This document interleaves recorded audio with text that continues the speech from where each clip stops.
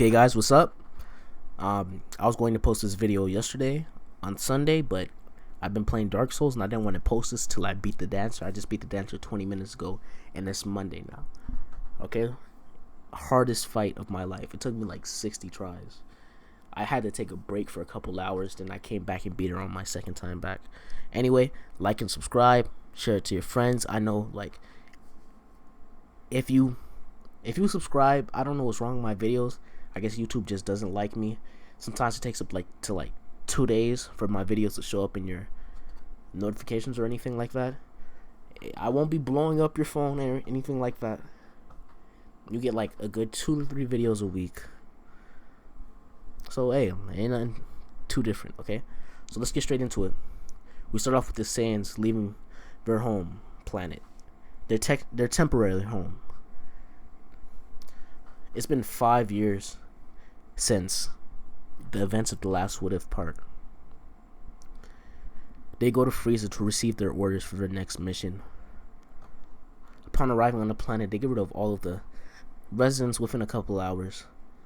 They haven't really been on many tough missions since, because Frieza doesn't want chances for them to get stronger. With Vegeta sitting at 30,000, his real power at 900,000, Goku sitting at 25,000, real power 950,000, and Raditz and Nappa sitting at 600,000 respectively, both showing power levels of 20,000.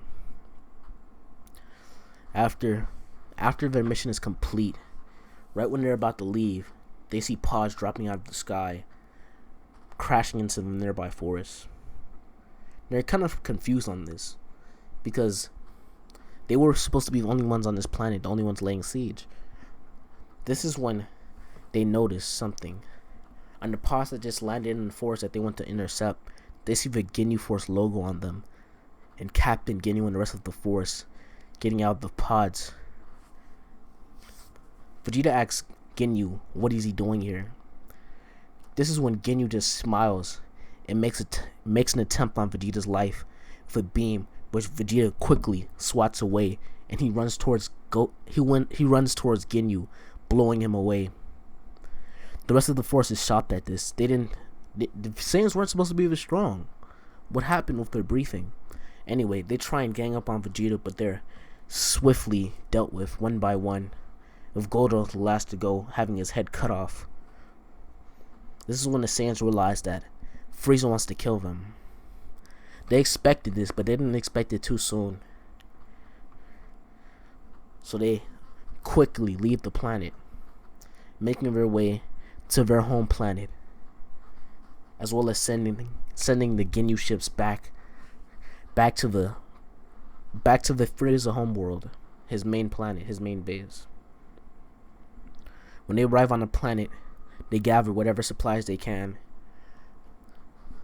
A larger spaceship to hide all of their supplies, such as food and water, along with some healing tanks for the battle that's to come. And the Saiyans leave their planet with a fleet of their spies and soldiers that Frieza didn't know about. These are the rebel forces that they've been bringing up over these years. This is, like I said inside the last part, the Saiyans have an informational network, so they know about Frieza's second form and his power level being at 1,000,000. And they wanted to be thorough, so they even researched his race and his father. They even found out about his final form, but not the power of it. Upon arriving on the Frieza homeworld, the rebels begin laying siege to the planet, killing any Frieza soldiers or resistance they find on the planet. Basically, ready to slaughter whoever's there. This is when Zarbon and the Doria arrive from one of the buildings and begin killing some of the rebels, but are swiftly dealt with by Goku. He didn't really like them. Since their first visit, they left a bad impression on him, basically. Upon Frieza hearing all of this, and finding the power levels of Zarbon and Dodoria gone, he leaves his throne room out to see what's happening, and he sees the Saiyans laying siege on this planet. He goes to confront and kill them, thinking that their power level shouldn't be that high. He thinks that the Saiyans didn't actually kill the Ginyu Force. They were actually able to escape from them. But upon intercepting with Vegeta, who he thinks is the strongest of the Saiyans, he's swiftly knocked out of the air onto the ground. Upon seeing this, he doesn't know what's happening. This is when the other Saiyans begin to jump in, laying out the years of hatred for Frieza into every one of their blows, beating him to a near-death state. Frieza, seeing this, gets incredibly angry, and he goes into a second form, healing most of his damage, and he continues fighting with the Saiyans. At this point, he's stronger than any of the Saiyans individually, but together, his power level is trivial, with them having combined power level of with more than double his. He goes into his third form with the similar effect, with them actually taking a bit of damage, but him still losing in the long run. Upon seeing this, Frieza decides that he's going to kill all of them incredibly slowly. So he goes into his final form. They don't know what's happening. They're not ready for the huge drop-off and increase in power that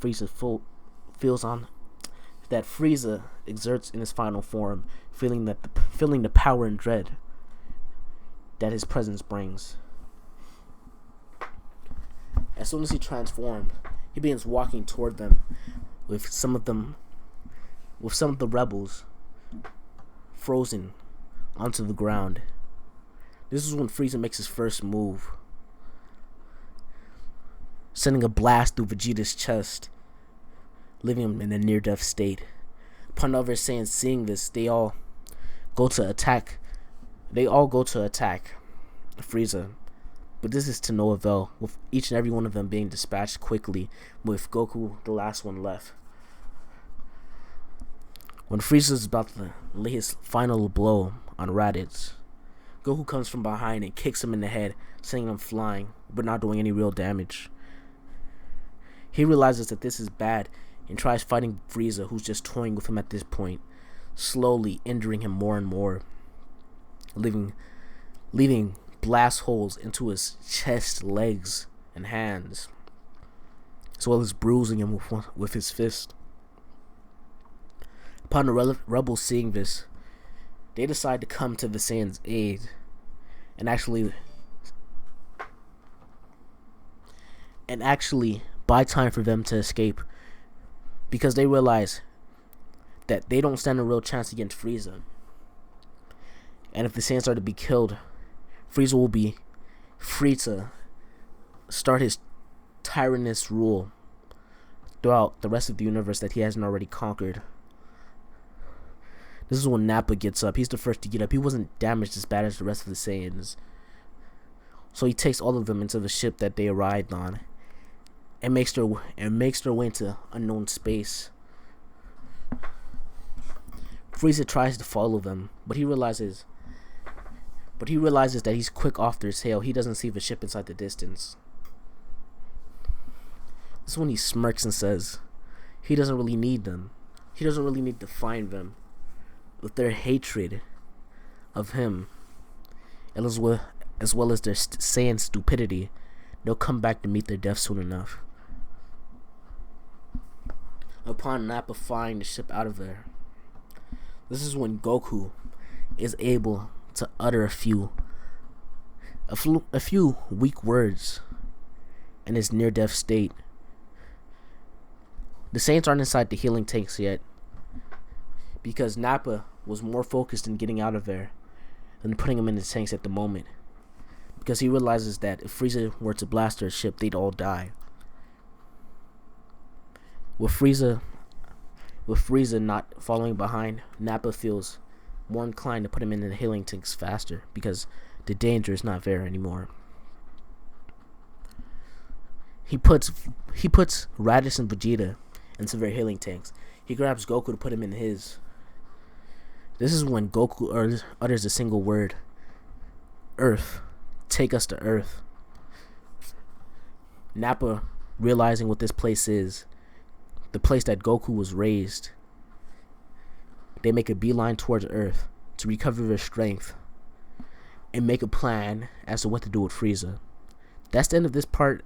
Like, I know, like, I wanted to bring them back to Earth because they need a place to recoup, and Frieza doesn't really know about Earth, such as inside the original, he didn't know about the planet, because the Saiyans, their mission, with Raditz going to the planet to bring back Goku, it was kind of off the books, and Frieza isn't really worried about them. He's angry at them, but he's not angry to the extent that he'd go out of his way to find them. Anyway, that's the end of this part. Please like and subscribe. I like this series. It's interesting. If it has enough views, likes, and subscribes, then, well, views and likes, then I would love to keep it going. Like, but I had to drop some of my older videos because, like, when I dropped new parts, they weren't getting much attention, if I were to say it like that. I'm not talking about the Hunter x Hunter what if.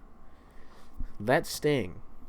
I'm talking about like my old Naruto what if that I really am that I really am planning on remastering and like redoing it, because like before I didn't have a good microphone. My microphone was hot garbage, which you guys would remember. Anyway, guys, I'm trying to get us to 1K in the next 6 months. We're on the track. Okay, guys, share with your friends, everything like that. That's the goal. See you guys later.